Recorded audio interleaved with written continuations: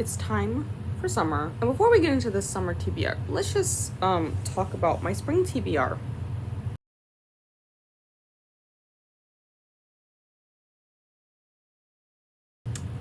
I read 2 books from it. We could argue 3 because there are 2 other books on the list from spring that I've read over 50% in each book. So we could count that as one full book, right? Right, guys? Okay, well, which ones from last TBR did I read? I read Ghost Who Wasn't, and I read Lost Book of the White. Both of which I gave 5 stars because I did love both of them. The ones I'm in the middle of are 11/22/63, which I'm a good almost 60% of the way through that one now. And that one is a chonker. And I meant to read it in May, but supposed to read a chapter a day in May. Yeah, that didn't go well. And the other one I'm reading is Kingmakers, which I'm also roughly about 65-ish% into the book, and I am really enjoying that one. But with the ones that I have already started here, I am hoping to finish them up pretty quickly into the beginning of summer here so that we can move on to our next books. That being said, I do have some repeats from our spring TBR that are going to make an appearance. So as I said, I am in the middle of reading Kingmakers Year 1 at this moment. So I am hoping to finish that one up pretty quickly. I'm really enjoying that one, so I think that one's going to be really quick to get through. But I don't think I mentioned it last time when I was talking about them, but I absolutely adore these deluxe editions. Like Year 1, which is in my work bag over there, but it has the castle, and this one has like a library in it, and this one is like the cathedral, and this one is a hallway with the lovely skylight, and I'm guessing this is some statue that we have yet to hear about or something. But these are Year 2, 3, 4 graduation. So this is a mafia romance at university, and I'm really enjoying the first one, so I don't want to go too much into it because this isn't going to be its own separate vlog, but I am really enjoying the series, and I'm excited to continue where they're going. It's honestly super easy, super quick to read, and should I be reading them at work? Probably not, but I was. So I know this next one, we're gonna go into one of the other characters we meet in book 1, Zoe, and I'm excited to see where that one goes. And then we go to a different one in there. There's very little females in the air division, and we seem to focus a lot on them, but like it seems like we're going to focus on a different couple each book, but I'm kind of hoping that we kind of go back and like check in on the other couples that we're going to get. I am, like I said, really enjoying book 1, or Year 1, I guess, if I want to be specific, but I am excited to get through these, and I really actually do like these rainbow colors on my bookshelf. Just, I know they're very plain sprayed edges, but like actually it's kind of a vibe to me. And then we mentioned how I read Ghost Who Wasn't, which that video did go up, the first 3 books of that series that's going to be on my channel. It's going to be a very lengthy series because there is 30-some books in the whole series at the current moment, and they are still being published. But it's been on my TBR for a bit to go back and read the next ones.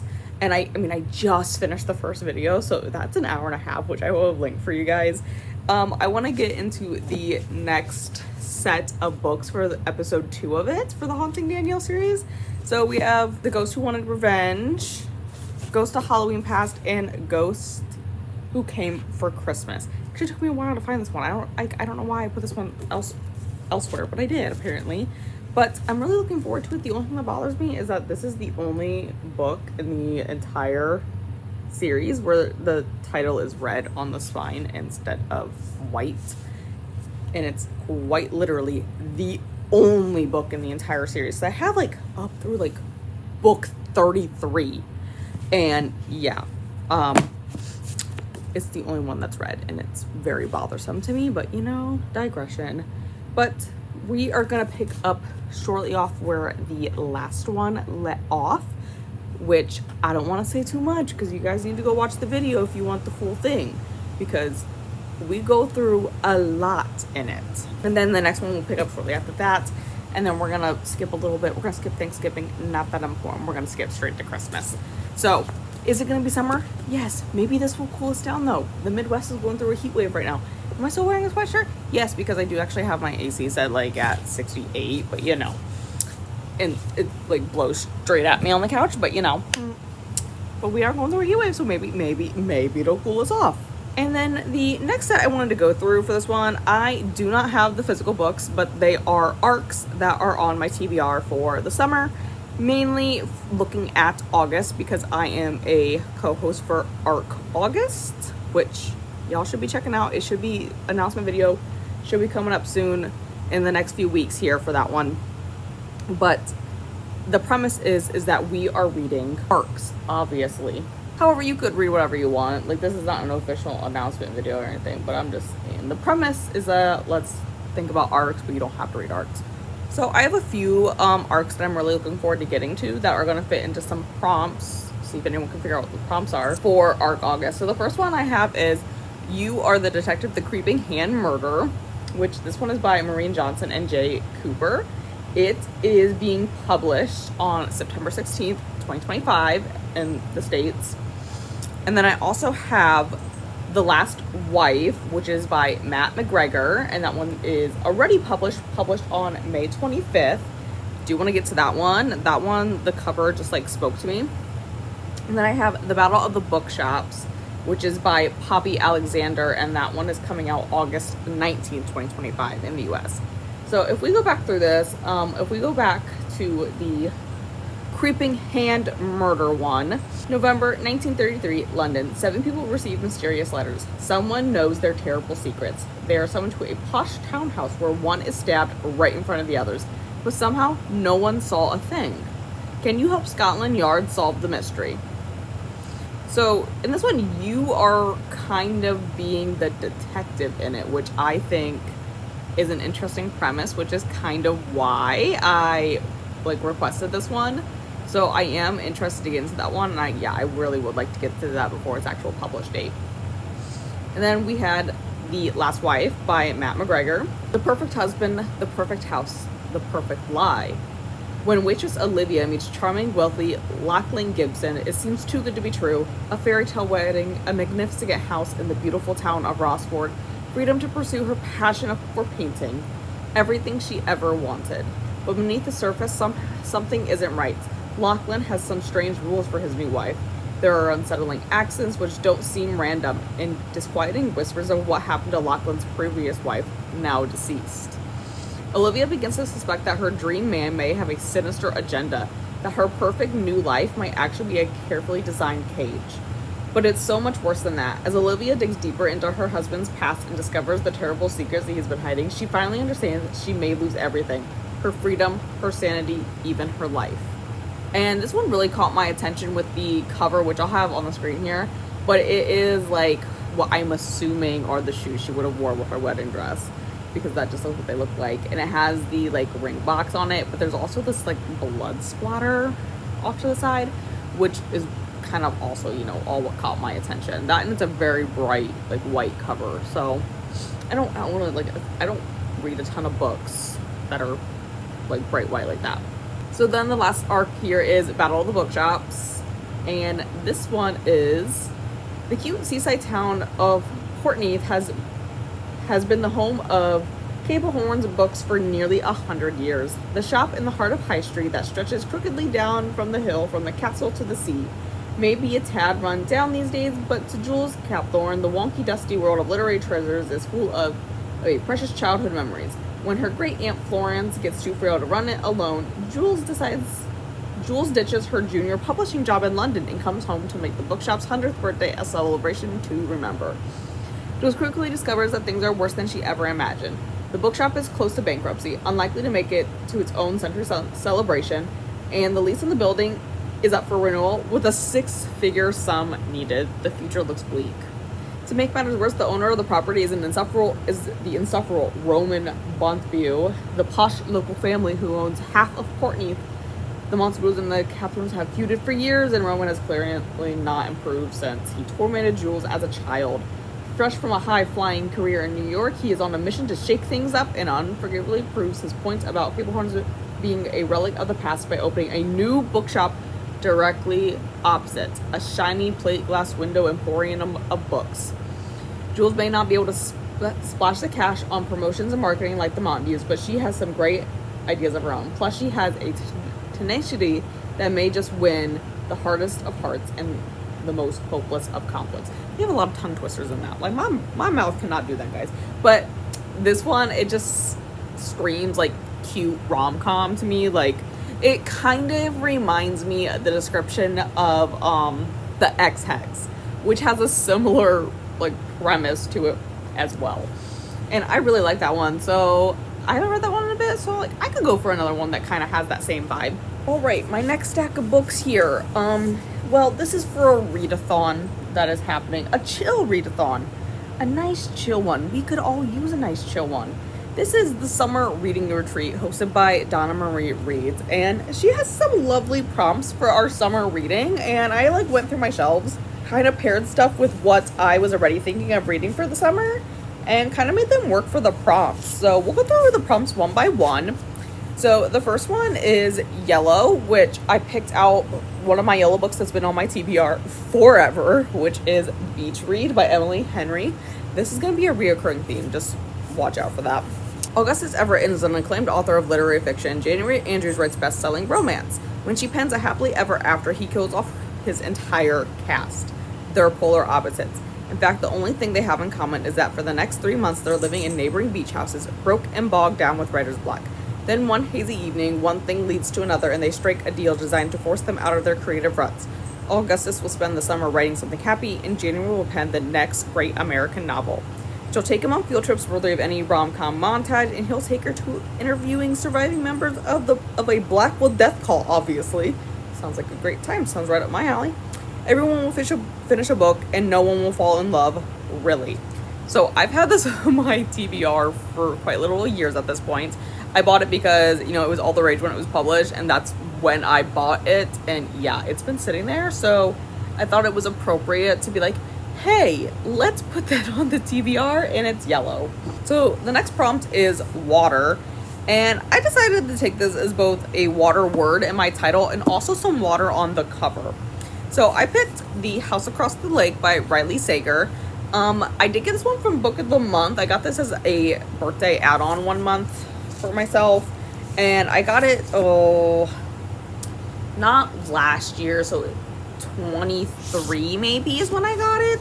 And I have like the other Sager books I've read, so I've kind of just been buying all of Riley Sager's books, even if I've only read like 3 of them. So hopefully I like them. We'll hope. Hi, Shelby Joe.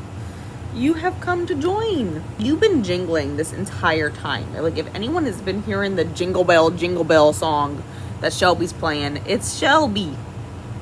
Hi, ma'am. You're off camera like usual. You gonna help me? Oh my god, I thought she was gonna try to jump on the table. Is that in your way? Do you want to get up in there in your window? You want to go sit in your window? Okay. Wait, can I have that? You have a little tuft of fur that's coming off. It was coming off you. Look at that. It's a tuft of fur that was coming off. I'm helping.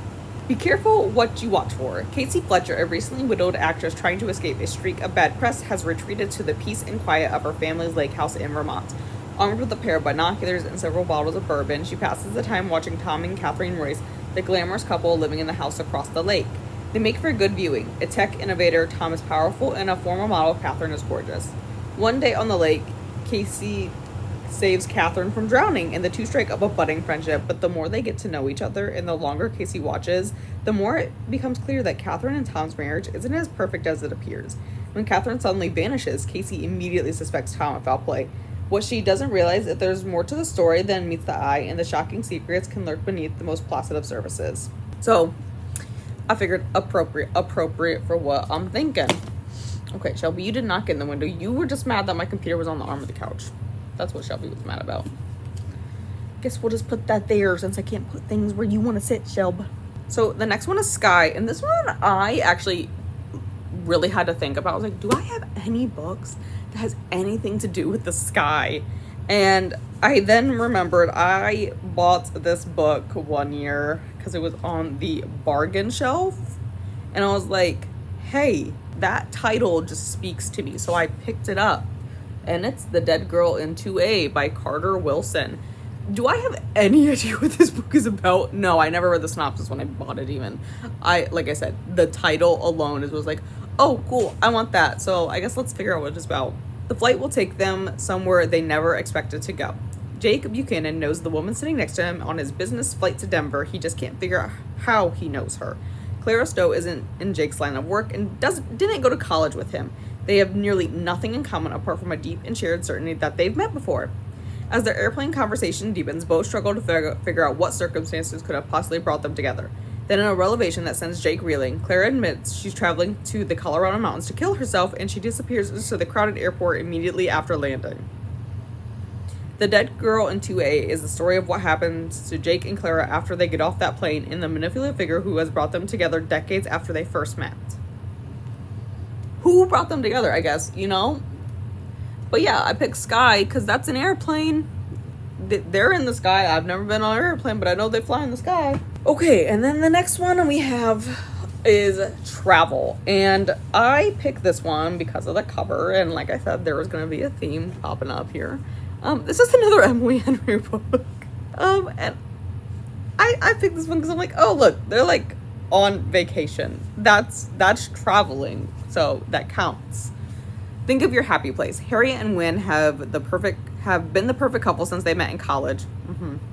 They go together like salt and pepper, honey and tea, lobster and rolls, except for now, for reasons they're still not discussing, they don't. They broke up 5 months ago and still haven't told their best friends, which is how they find themselves sharing a bedroom at the main cottage that has been their friend group's yearly getaway for the last decade. Their annual respite from the world, where one vibrant, blissful week and they leave behind their daily lives, have copious amounts of cheese, wine, and seafood, and soak up the salty coastal air with the people who understand them most. Only this year, Harriet and Wynne are lying through their teeth while they are trying not to notice how desperately they still want each other, because the cottage is for sale and this is the last week they'll all have together in this place. They can't stand to break their friends' hearts, and so they'll play their parts. Harriet will be the driven surgical resident who never starts a fight, and Wynne will be the laid-back charmer who never lets the cracks show. It's a flawless plan. If you look at it from a great distance and through a pair of sunscreen smooth sunglasses. Okay. After years of being in love, how hard can it be to fake it for 1 week in front of those who know you best? So, I'm going to tell you, this is the theme. I have a lot of Emily Henry books on my TBR. I've only read one Emily Henry book, and it's People We Meet on Vacation, and I bought... I'm not going to say every Emily Henry book, but I bought 3 other Emily Henry books and have not picked up a single one. All right. And then we have Summer. And I picked Book Lovers by Emily Henry for this one. It's the only Emily Henry book I own, I swear. And I picked this one because it says the word summer on the back. One summer, 2 rivals, a plot twist they didn't see coming. Nora Stevens' life is books. She's read them all, and she's not the type of heroine. Not the plucky one, not the laid-back dream girl, and especially not the sweetheart. In fact, the only people Nora is a heroine for are her clients, for whom she lands enormous deals as a cutthroat literary agent, and her beloved little sister, Libby. Which is why she agrees to go to Sunshine Falls, North Carolina for the month of August, when Libby begs her for a sister's trip away, with visions of a small-town transformation for Nora, who she's convinced needs to become the heroine of her own story. But instead of the picnics in meadows or run-ins with a handsome country doctor or a bulging four-armed bartender, Nora keeps bumping into Charlie Lastra, a bookish brooding editor from back in the city. It would be a meet cute if not for the fact that they've met many times and it's never been cute. If Nora knows that she's not the ideal heroine, Charlie knows he's nobody's hero, and but as they are thrown together again and again in a series of coincidences, no editor worth their salt would allow what they discover might just unravel the carefully crafted stories they've written about themselves. So, yeah, this is the last one, I promise, on my list by Emily Henry. Those are the 3 other books by her that I own. I was like, I gotta get to them at some point. Okay, and then the last prompt is Rainbow.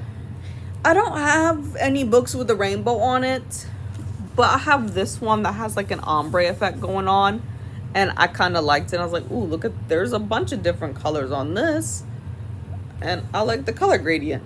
So this is The Only Survivors by Megan Miranda, which I know I've talked about before, and clearly I'm really on top of reading it because it's only been on my TBR several times. 7 hours in the past, 7 days in the present, 7 survivors remaining. Who would you save? A decade ago, 2 vans filled with high school seniors on a school service trip crashed into a Tennessee ravine in tragedy that claimed the lives of multiple classmates and teachers. The 9 students who managed to escape the river that night were irrevocably changed a year later after one of the survivors dies by suicide on the anniversary of the crash. The rest of them make a pact to come together each year to commemorate that terrible night. Sounds like weird, but okay. To keep one another safe, to hold one another accountable, or both. Yeah, I don't think I would participate in that. Their annual meeting place, a house on the Outer Banks, has long been a refuge, but the 10th anniversary, Cassie Bent has worked to distance herself from the tragedy and from the other survivors. She's changed her mobile number, she's blocked the others' email addresses. This year, she is determined to finally break ties once and for all. But on the day of the reunion, receives a text from an obituary attached. Another survivor is gone. Now they are 7, and Cassidy finds herself hurtling back towards the group, wild with grief and suspicion. Girl, if you haven't talked to them, why are you that racked over it? Why are you wild with grief? You're trying to not talk to these people.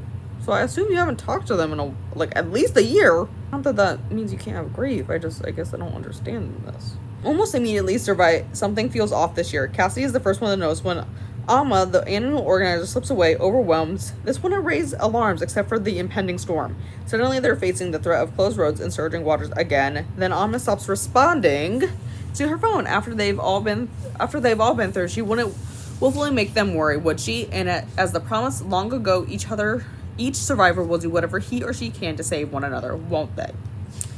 So I've never read any Megan Miranda. I've heard great things. I've heard bad things about writing. I haven't read anything, so I'm gonna go ahead and give it a shot, you know? Okay, we're not done yet. We haven't hit my 20 books, so I had to pick some more. And we know we gotta put lots of Book of the Month books on this, because eventually I'm gonna read all my Book of the Month books, guys. I swear to God I am. You know? So I have House of Glass, which we've talked about before, by Sarah Pickanen. On the outside, they were the golden family with the perfect life. On the inside, they built their perfect lie. A young nanny who plunged to her death, or was she pushed? A little girl who collects sharp objects and refuses to speak. A lawyer whose job it is to uncover who in the family is the victim and who is a murderer. But how can you find the truth when everyone here is lying? You know, it does go into a longer synopsis, but I feel like that is a nice short one that kind of sums up what the book is about. This is all gonna be part of a theory, which the other 2 Book of the Month books that I just read for those are all gonna come together. It's all gonna come together. See if you can pick out the theme that I'm having. So then we have 56 days. 56 days ago, Clara and Oliver met in a supermarket queue in Dublin and started dating the same week COVID-19 reaches Irish shores. 35 days ago, when lockdown threatens to keep them apart, Oliver suggests they move in together. Zara sees a unique opportunity for a relationship to flourish without the scrutiny of family and friends. Oliver sees a chance to hide who and what he really is. Today, detectives arrive at Oliver's apartment to discover a decomposing body inside. So, I've actually had this one since 2021. Let's not comment on that. Then I have The Family Game. A rich, eccentric family, a time-honored tradition, a lethal game of survival. One woman is about to find out if she has what it takes to join her husband's family in the riveting must-read thriller from the author of Something in the Water, Mr. Nobody, and The Disappearing Act. The rules. Listen carefully. 2, do your research. 3, trust no one. 4, run for your life. Last one, Sleep Tight. I kind of like this cover. It kind of is a vibe. I got this one for my birthday. I think this is the one I picked. Either that or was the other one I got in September. The sole survivor of a serial killer might hold the key to stopping a new spree of murders in this repulsive horror thriller in the vein of The Black Phone and The Whisper Man. I haven't watched The Black Phone, but I've seen lots of trailers for it.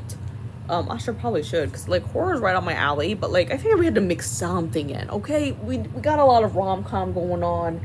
We got some thrillers going on. We need a horror book to mix it up. So this is the one I picked. I'm not going to say what the theme is of a future Book of the Month vlog. I'm going to let you guys in the comments tell me what you think the next Book of the Month vlog will be about. I will say it's not going to be the next one that comes out, because the next one that comes out is actually Ellie picking my reads. And I promise I'm getting there. I have 2 books to read yet for it, but the next one that's actually coming out is Ellie picking my reads. And after that, this will be the next Book of the Month one. So let me know in the comments if you guys think you have figured out what my theme is for that video, because I gotta find some kind of theme to figure it out. But that is all 20-some books I put on my TBR for the summer. Like I say, every single time I do one of these, we're gonna see how much I get done. Realistically though, the goal is just to do better than I did last time at this point.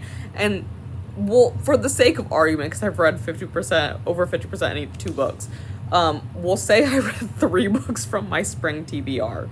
So as long as we read 4 off this list, it's an automatic win.